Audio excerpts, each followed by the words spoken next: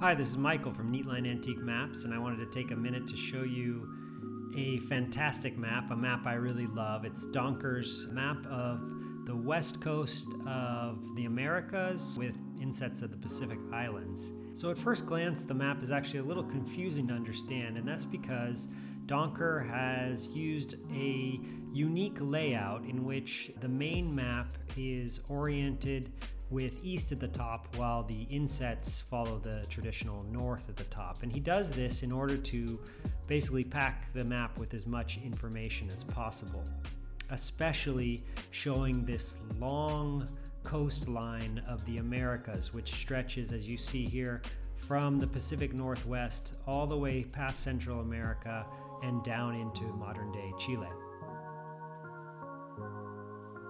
Now, clearly the most impressive feature of this chart is its representation of the mythic island of California, done on a larger scale than any earlier sea chart.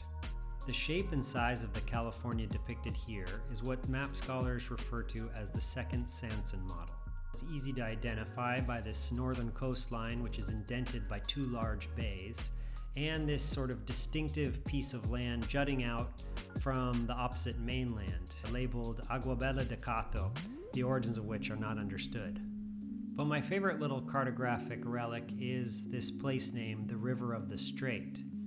This is actually a holdover from an alternative island of California theory in which the head of the Gulf is the beginning of a transcontinental river that linked the Atlantic and Pacific Oceans. But as often happens on maps, it got bounced around, and here we see it on Ortelius's famous world map. It's up in the north near the Strait of Anian, and by the time it makes it into Sanson's island of California, it's actually just a place name. There is no river, so we have a river of the strait without a river.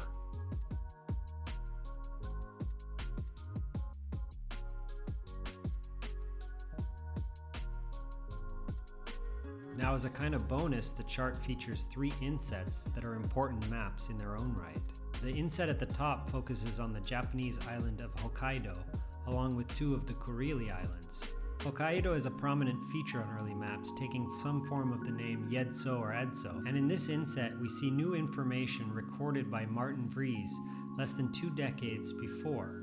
Now, the greatest cartographic legacy of the Vries expedition was an error made concerning the Kurili island of Urup, which he believed to be continental. The island is thus left as an open coastline on our inset, and Vries perceived this land to be the westernmost region of America, a concept that was widely adopted in the 17th and 18th centuries, for example here in this Vincenzo Coronelli map. In Coronelli's version, it is actually Yedzo itself which has been left open, leaving the possibility that it somehow connects to North America. We can see how far to the west it has traveled into the Pacific Ocean when we compare its proximity to Agua Bella di Cato.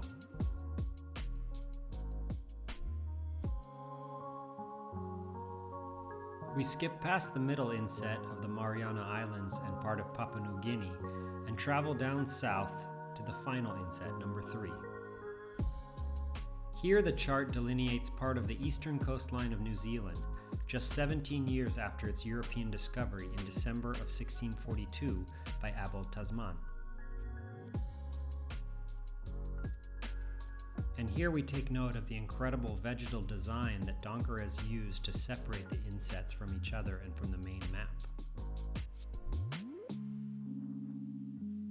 Overall, this is a gorgeous, important, and absorbing map in which we see a fascinating mix of the most up-to-date cartographic data and some of the most famous cartographic myths. Thanks for listening.